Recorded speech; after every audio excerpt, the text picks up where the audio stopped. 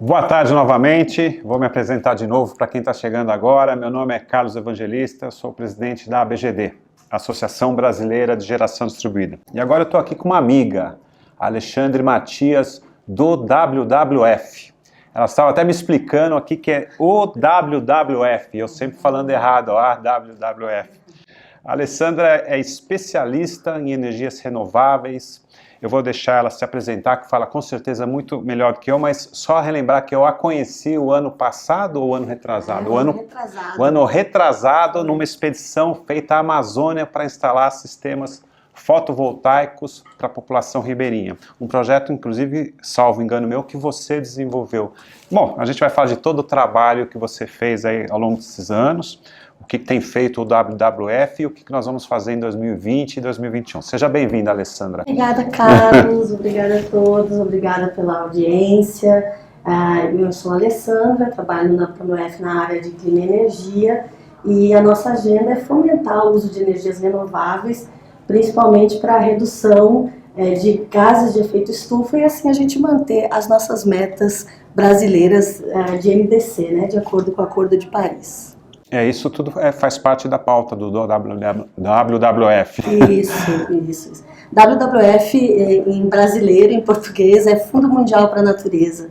E nós trabalhamos, então, a agenda de clima é um grande guarda-chuva nosso, mas trabalhamos fortemente com conservação e restauração nos principais biomas brasileiros, Amazônia, Cerrado Pantanal, Mata Atlântica também. Alessandra, conta um pouquinho aí da sua formação e como é que você, depois de tantos anos, com toda a sua experiência, veio trabalhar hoje, assim, com energia solar fotovoltaica, sistemas fotovoltaicos para a população ribeirinha, esses projetos que você tem feito com o Fundo Mote, são coisas bem distintas e super ricas, né, que influenciam não só as populações mais carentes, como o setor elétrico brasileiro de uma maneira também. Por isso que é muito importante a aproximação nossa. É verdade, sim. Por incrível que pareça, eu não sou da área técnica, eu não sou engenheira, eu sou professora e também jornalista. E faz mais de 15 anos eu comecei trabalhando no Congresso Nacional e em sindicatos também, sindicatos de eletricitários, onde lá nos anos 90 a gente discutia a importância da diversificação da matriz de energia. E depois no Congresso Nacional abordamos também como a gente poderia ampliar ainda mais o uso de energia, principalmente energia solar fotovoltaica. Naquela época, o custo do quilowatt, megawatt, era altíssimo. Era muito caro, as pessoas não queriam. Só a NASA conseguia. Não queriam conversar com a gente. Ouvi muito isso, é caro. Então, e por incrível que pareça, foi trabalhando com organizações da sociedade civil que a gente foi mostrando que o uso de energias limpas, no final das contas, ele acaba sendo muito mais barato pelos benefícios sociais e ambientais agregados que essas novas fontes trazem, né? E foi com essa pauta, então, que a gente, no WWF Brasil, começamos a tratar mais, né? Trazendo isso para a agenda de clima, mas não só, também economia verde. Então, quando a gente fala numa pauta específica nossa de agenda de energia renovável para micro e mini geração, sobretudo off-grid, não só os que estão na rede, a gente está mostrando que tem um grande mercado ainda não descoberto nem pelas empresas e talvez por ser população ainda mais isolada, remota, sobretudo na região norte do país, não tem chamado tanta atenção para políticas nacionais de fomento a isso, né? Então, uma grande pauta que a gente tem feito é como usar as energias renováveis, sobretudo micro e mini geração, para fomentar a agricultura e o agroextrativismo de maneira sustentável na floresta amazônica.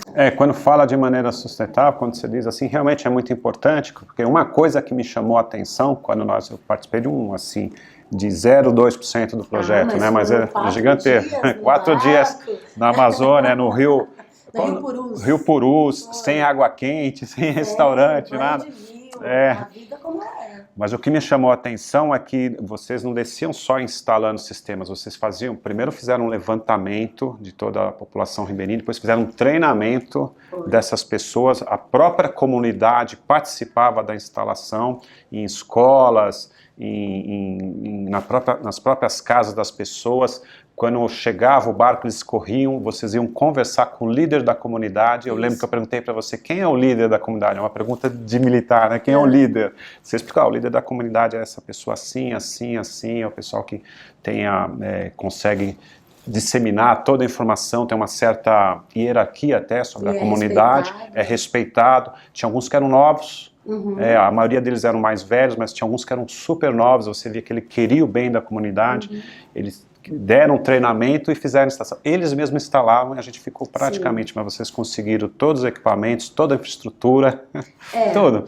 Como uma organização da sociedade civil, a gente conseguiu recursos para doações de equipamentos e capacitamos a partir de instituições da região também. Então foram amazônicos ensinando para amazônicos.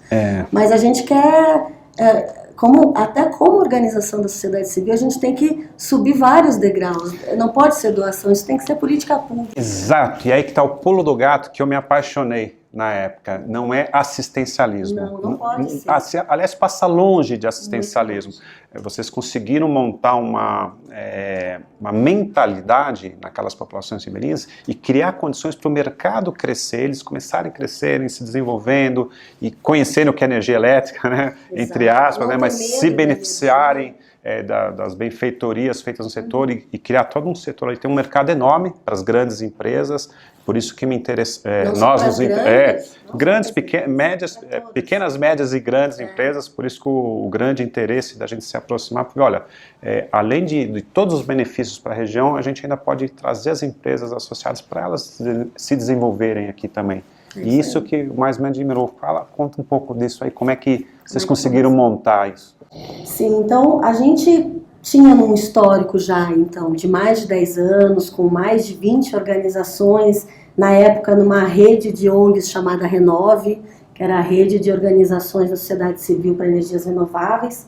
Então, em cada região do país, algumas organizações faziam a sua parte, né? Quando a gente foi, então, para o WWF, muita coisa, assim, a gente conseguiu avançar nessa agenda. O que foi muito legal, porque, por ser o WWF, talvez a gente tenha conseguido uma visibilidade ainda melhor, assim, para esse projeto. Tivemos, então, a sensibilidade, vamos dizer assim, da Fundação Mote, que apoiou esse projeto inicialmente e que hoje a gente chama de RESEX Produtoras de Energia Limpa. Por que RESEX? Reservas extrativistas. No Brasil, a gente tem esse tipo de unidade de conservação muito específica, que é a RESEX, onde todas as pessoas que moram na unidade de conservação, elas têm uma autorização para explorar de forma sustentável os produtos da floresta. Mas eles não conseguem diversificar muito a produção pela falta de energia, pela falta de acesso à água e de boas condições, né? Então, a energia limpa, ela permite que localmente uma comunidade que pode ser com 5 residências até 100 casas consiga ter água limpa, melhor tratada, consiga produzir melhor a mandioca, consiga ter uma produção melhor de açaí, fazer uma boa extração das amêndoas, das castanhas da região, consiga ter gelo para refrigerar pescado e aí ter um ganho melhor para venda. Enfim, você consegue potencializar todos os usos que a floresta pode dar para aquela população, e isso vai também, em última análise, evitar possibilidades de desmatamento. Quando a gente começou o nosso projeto do WWF, foi no sul do Amazonas, uma região muito sensível ao desmatamento, com unidades de conservação sujeitas à grilagem, que sofrem muito com esse tipo de situação. Então o projeto começou em 2016, primeiro conhecendo as comunidades, a partir de parceiros locais também, identificamos quais comunidades teriam algumas instalações muito pequenas, né, em torno de 1 kW pico, micro, mas o suficiente para aquela demanda regional. O que eles queriam? Queriam escolas para poder estudar à noite e também ter usos na escola noturno, por exemplo, reuniões no final de semana, quando não é o período de escola, durante o ano, nas férias, usar aquele espaço para outros usos coletivos. Bombeamento de água, por incrível que pareça, bastante. A água potável é um problema muito sério ainda na região amazônica. Então, assim, eles terem um bombeamento de água sem precisar de um motor a combustão com gasolina e diesel, para bombear essa água, às vezes do rio, e para depois poder filtrar. Então, o bombeamento de água com energia solar foi fundamental também. Eles queriam ampliar a produção de farinha de mandioca, para isso eles precisam de água, e uma água em abundância no período da safra da mandioca.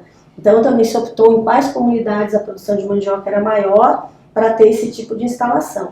A partir daí, a gente avaliou os custos, conseguimos os apoios, não só da fundação que nos apoia, mas também algumas empresas, inclusive associadas aqui da BGD, que nos apoiaram naquela ocasião. Tivemos parceria também com um instituto sediado em Tefé, que é o Instituto Mamirauá, que há mais de 20 anos já trabalha com energia solar na região amazônica, fazendo vários testes de possíveis usos, né? Então eles foram responsáveis por nos ajudar na capacitação de mais de 20 jovens. Importante, quem fez os cursos foram os moradores da reserva, jovens de até 25 anos, a maioria com ensino médio, nenhum, infelizmente, com faculdade, mas todos fizeram um curso técnico muito rápido para a montagem básica de sistemas solares, sobretudo com os cuidados que precisa ter de segurança. E já estavam capacitados para sair no mercado. Eu lembro que quando o nosso barco chegou, tinham 2 ou 3 técnicos que o grande sonho deles é, bom, agora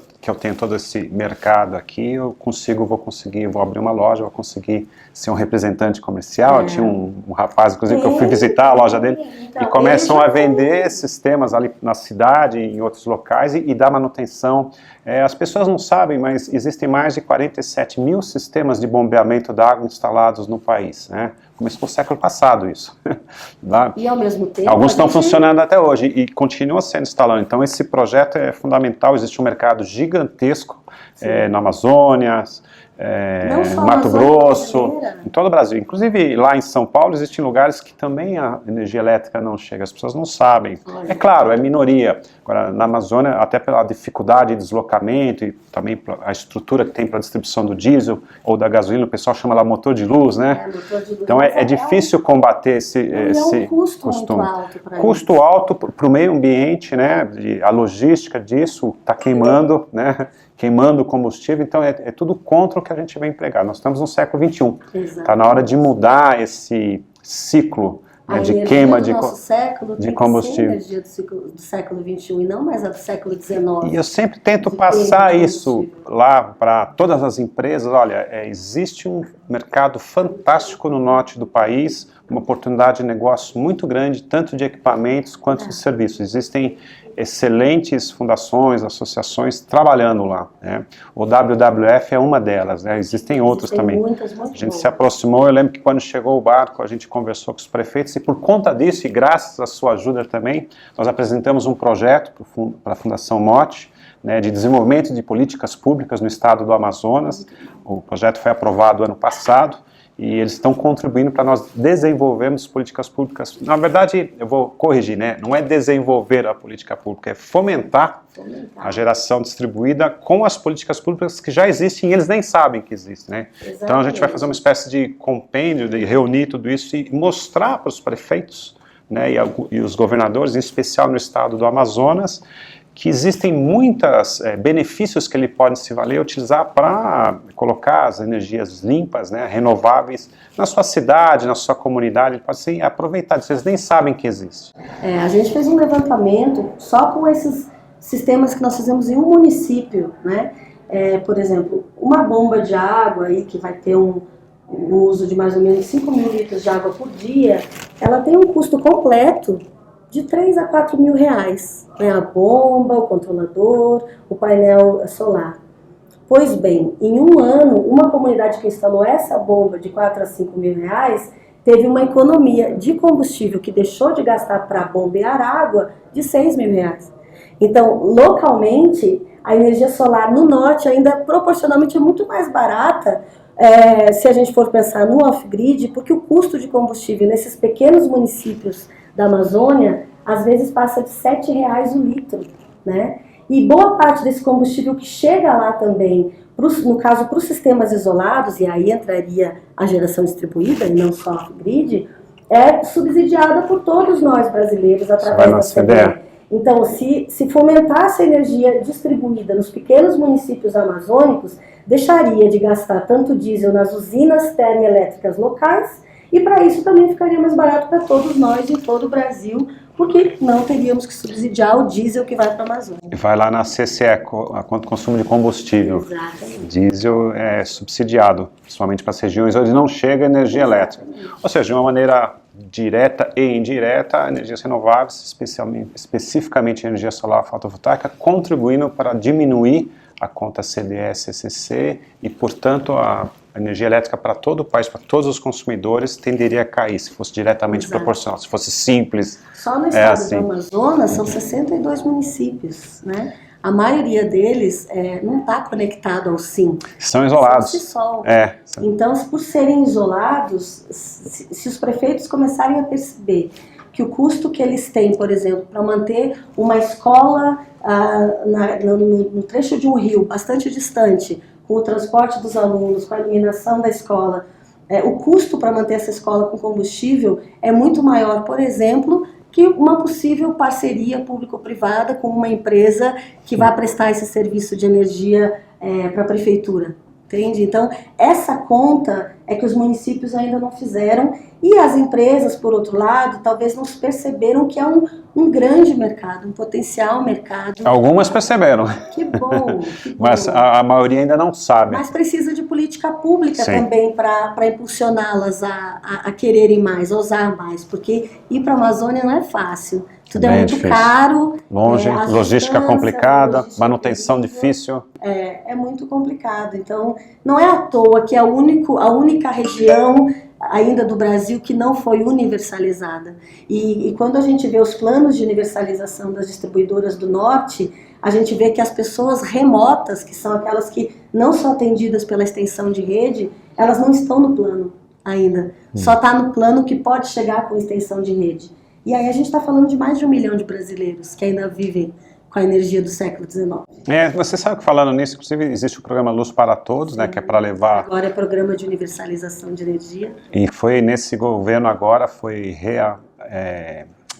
aprovado novamente a reutilização da verba que existia, foi transferida para esse ano aqui. Então este ano vai ter um monte de coisa lá no estado do Amazonas por conta do programa Luz para Todos. A gente está otimista com universalização ao Amazonas, mas os outros estados ainda precisam avançar. Mas é grande. Tem uma consulta pública agora com relação a Roraima também, tá? Mas o desafio ainda é bem grande. Do Pará mesmo, o desafio é gigantesco. Tão grande quanto o Pará. Tão grande ou maior?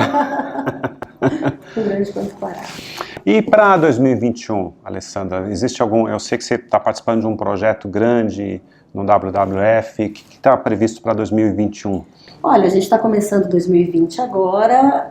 Nós pretendemos, nos próximos 2 anos, poder contribuir mais com subsídios para formulação, apoio a políticas públicas de fomento à energia limpa na Amazônia. E que isso também possa influenciar os outros países amazônicos. São 8 países amazônicos.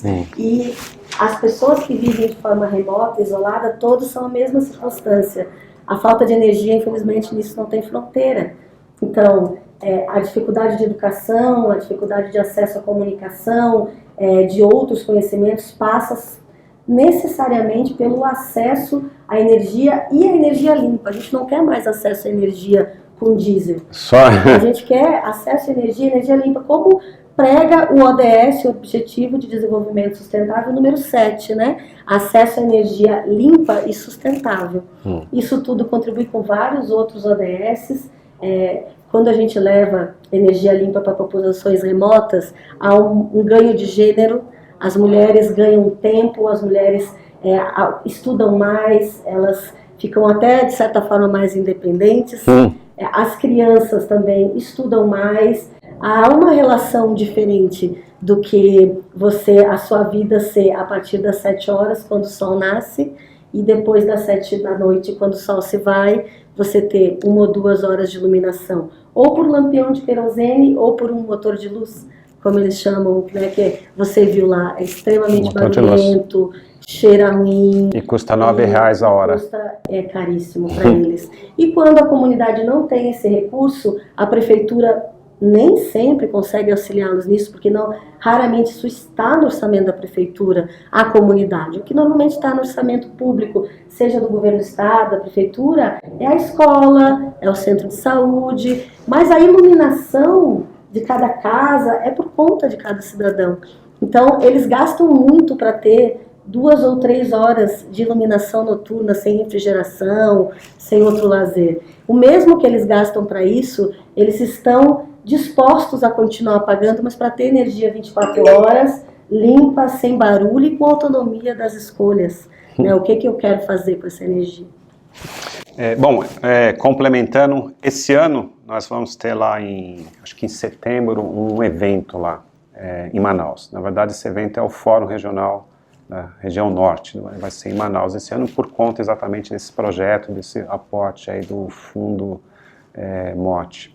Eu queria te convidar para participar lá, para falar isso para todas as pessoas e que você passasse uma mensagem também para todas as empresas, né? Nós estamos com os associados da BGD online, tem empresas não associadas também, o link está aberto, para todas as empresas que querem investir também em off-grid, além de on-grid, porque tem uma hora que as coisas até se misturam. Por exemplo, ano passado e o retrasado nós tivemos uma grande licitação lá para fazer sistemas híbridos, diesel com solar fotovoltaico, que ainda são sistemas separados da rede, não são sistemas off-grid, mas eu mesmo visitei lá vários sistemas on-grid que as pessoas têm grande interesse em investir e também produzir parte da própria energia. Eu gostaria que você passasse uma mensagem para as empresas também, para os empresários do setor. É uma organização da sociedade civil chamando a atenção também de uma oportunidade de negócio que precisa ser vista com carinho. Como a gente falou desde o início, a gente não está falando de assistencialismo. Levar energia elétrica de qualidade a todo cidadão brasileiro é uma obrigação do Estado brasileiro, mas sem o suporte das empresas isso não vai acontecer. E as pessoas, elas têm disposição para pagar e para ampliar ainda mais. Então é preciso sim políticas públicas para as prefeituras, para os governos dos estados, mas há muitas comunidades, famílias, pequenas empresas, pequenas cooperativas que querem ter sua própria energia para ampliar sua produção regional. Então, assim, as pessoas precisam de bombas de água, precisam de módulos, precisam de lanternas solares para andar no meio da floresta sem ser no escuro. Pequenas coisas assim que parece que é tão simples, mas simplesmente não existe lá. Se você for numa cidade pequena, como a que você conheceu, que também não é tão pequena, já tem lá os seus 40 mil habitantes. Grande já. Mas mesmo assim, no centro da cidade, você entrar nas lojas, você não vai ver quase equipamentos solares, porque se não existe lá, as pessoas não sabem que conhecem. Lá não existe internet para todos ainda. Não tem como ficar buscando os melhores produtos, o que eu preciso, quanto que custa. Isso precisa estar ao alcance das pessoas. E alguns moradores, algumas cooperativas lá da região que investiram nos seus próprios sistemas, fizeram consultas pela internet, pediram ajudas para organizações como a nossa, para estruturar os seus sistemas, compraram, estão usando, mas veja, foi tão difícil, tão demorado ter essas informações, pela falta, talvez, de interesse também das empresas em estar mais perto, né? Por que Minas Gerais tem tanta empresa de energia? Porque há um interesse da população e as empresas viram que é um mercado. E também tem políticas públicas altamente favoráveis para o desenvolvimento do setor. Agora, do ponto de vista de políticas públicas, eu acho que o Estado do Amazonas está muito bem intencionado nesse sentido de querer transformar o Estado numa referência na região norte para o fomento de energia, sobretudo de geração distribuída. Essa questão de levar a geração distribuída para os 62 municípios está na pauta do governo do estado, e tem inclusive um fórum, que é o Fórum de Desenvolvimento Energético do Estado do Amazonas, que foi criado na Universidade Federal do Amazonas pelo professor Rubem, que você conhece. Sim, foi conhecido. O WWF e outras organizações fazem parte desse fórum, e nós estamos acompanhando, sim, que tipo de política pública é preciso para ampliar o uso de energia limpa, sobretudo solar, que é a mais fácil de ser usada no meio da floresta, por ser modular, por ser de fácil aplicação. Não precisa levar combustível, o sol já chega lá. Exatamente, então é mais fácil, mas para isso precisa de técnicos para dar a manutenção. Então cada município desse precisa ter seu próprio técnico.